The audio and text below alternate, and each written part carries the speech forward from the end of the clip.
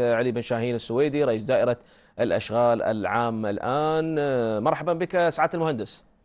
مرحبا اخوي محمد، تحياتي حياك لك الله. سعادة المهندس، يعطيكم العافية، دائما جهودكم طيبة. اليوم علمنا حقيقة أن هناك كان زيارة تفقدي لصاحب السمو لبعض المنشآت، فلو تحدثنا عن الزيارة التي قام بها صاحب السمو حاكم الشارقة والجولة التي تفضل بها على بعض المنشآت، ومنها منشآت خاصة بإدارة الأشغال تنفذها في الوقت الراهن. تفضل سعادة المهندس. نعم، بسم الله الرحمن الرحيم. طبعا اليوم صباح هذا اليوم تفضل صاحب السمو الحاكم حفظه الله ورعاه بزيارة مجمع المنشآت الإصلاحية والعقابية. نعم. وهذا المشروع اللي تقوم بالإشراف عليه دائرة الأشغال العامة من قرابة العامين الآن. نعم. وهو عبارة عن مبنى لسجن الرجال، وكذلك أيضا هذا المشروع يتكون من عدة مباني، هن 5 مباني: مبنى سجن الرجال، نعم. وكذلك أيضا مبنى لخدمة النزلاء، ومبنى العزل الصحي، وكذلك أيضا مباني سكن الموظفين، وهو عبارة عن 4 مباني. وكذلك أيضا في مبنى اللي هو التحكم المعلوماتي والمعلومات الأمنية. نعم. طبعا كان في هذه الزيارة القائد العام لشرطة الشارقة والمهندسين والشركات المشرفة على المشروع. نعم. من خلال زيارة صاحب السمو تم إطلاعه على المشروع، وزار طبعا مبنى سجن الرجال. وهذا المبنى يتكون، المبنى عبارة عن 17,000 مساحة. المبنى هذا هي 17,000 متر مربع، ما شاء الله. ويتكون عبارة عن جناحين، وكذلك أيضا منطقة مركزية واللي فيها المكاتب الإدارية. طبعا كل جناح يحوي على ما يقارب 16 زنزانة، وكل زنزانة فيها 16، يعني تستوعب 16 نزيل و16 سرير فيها. طبعا الجناح الواحد في غير الزنزانات في غرف للطعام، وغرف عبارة عن مصليات، وكذلك أيضا ساحات خارجية للتشميس وأيضا للاستراحة بالنسبة للنزلاء. في هذه الزيارة طبعا تم الاجتماع، سمو الحاكم اجتمع مع فريق العمل مع المهندسين، وكذلك أيضا فريق العمل في شرطة الشارقة، وتم أيضا إطلاع سمو الحاكم على مجريات المشروع وما وصل إليه المشروع. وكذلك أيضا سمو الحاكم وجه ببعض التوجيهات الخاصة في هذا المشروع. نعم، ممتاز جدا. ممتاز. يعني الآن هذا الآن جديد افتتح ولا بعد سيفتتح يعني سعادة المهندس؟ هذا إن شاء الله المشروع شارف على الانتهاء، تم اكتمال المشروع، واليوم صاحب السمو شرفنا يعني لعرض المشروع، وتم أيضا إطلاع بما تم في هذا المشروع. المشروع إن شاء الله فقط بقيت مرحلة اللي هي المرحلة النهائية فيما يخص تأسيس المشروع. نعم. وفقط وضع اللي هو اللمسات النهائية فيما يخص الأجهزة الأمنية وكاميرات المراقبة، وأيضا عملية اللي هي الاختبار اللي هي يعني تحتاج من 45 يوم إلى شهرين. نعم. الاختبار النهائي للتأكد من أن المبنى يعني يعمل بكفاءة تامة، خاصة نعم. نظرا لحساسية هذا المشروع. نعم سعادة المهندس، اسمح لي، ما أدري إذا تصحح لي المعلومة ولا. أنا أذكر قبل سنة تقريبا، يمكن سنة أو أكثر، كان وصلت إلى صاحب السمو يمكن ملاحظة وشكوى عن المنشآت العقابية والاكتظاظ فيها وكذا، ووجه أحد الأفراد والضباط بالزيارة وإعداد تقرير، ومن ثم جاء الأمر بتنفيذ هذا المشروع. صحيح هذه المعلومة أعتقد؟ صحيح. نعم. صحيح. ومن خلالها وجه صاحب السمو أن بناء على الملاحظات اللي اجت والشكوى، صاحب السمو امر انذاك بتوسعه السجن. نعم. ولو جاء هذا المشروع اللي نحن نفذناه الحمد لله. وهي نعم، هو مشروع عباره عن مجمع مباني حقيقه. مجمع مباني، ممتاز. مجمع مباني. هو فقط هذا مبنى سجن الرجال هو عباره عن مبنى من 3 طوابق ارضي زائد 2.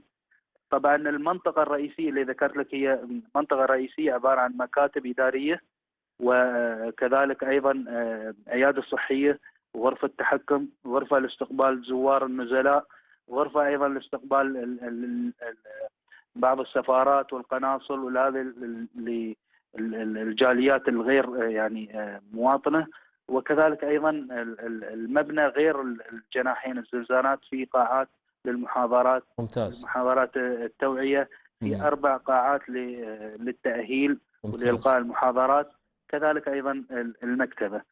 ممتاز. من الأشياء أيضا اللي يشملها هذا المبنى اللي هو سجن الرجال، مكتب لتقديم الخدمات الخارجية فيما يخص السفريات، إجراءات السفر في حال انتهاء فترة العقوبة للنزيل واحتاج أن تسهل إجراءاته.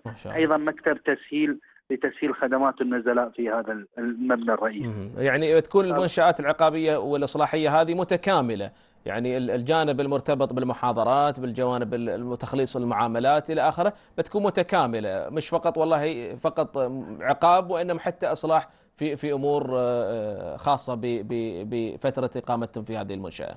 صحيح، هذا اللي كان واحدة من توجيهات سمو الحاكم، أن لازم المبنى توفر فيه جميع سبل الراحة والأمان بالنسبة للنزلاء. وكذلك أيضا يعني كان من خلال زيارة اليوم وجه بأن يتم معاملة السجين أو النزيل هذا كفرد من أفراد المجتمع، لأن في نهاية المطاف هذا بيكون يعني بيرجع إلى المجتمع بعد ما تنتهي فترة عقوبته. فلازم تتم معاملته بجميع المعايير اللي يتم فيها معاملة أفراد المجتمع، كحال الأسوياء خارج هذه المنشأة. ممتاز. ممتاز. هذا بالنسبة للمنشآت العقابية والإصلاحية يعني في القيادة.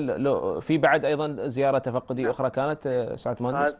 هذا فقط مبنى سجن الرجال اللي أنا ذكرت لك الآن. في شيء آخر بعد؟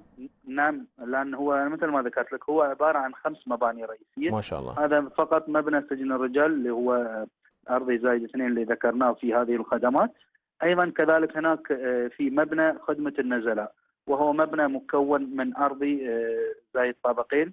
وهذا المبنى مثل المبنى اللي راح يعني للنزلاء لتقديم بعض الخدمات فيه، اللي هي الورشة والمنجرة خاصة في نزلاء لتأهيلهم مهنيا، وكذلك أيضا في المغسلة الخاصة في الملابس، وفي أيضا كذلك 4 قاعات خاصة باللياقة البدنية واللي ممكن يعني يمارسون الرياضة من خلال النزلاء. وأيضا هذا المبنى يشمل على مكاتب إدارية، وهذا مبنى منفصل أيضا مقابل اللي هو سجن الرجال الرئيسي.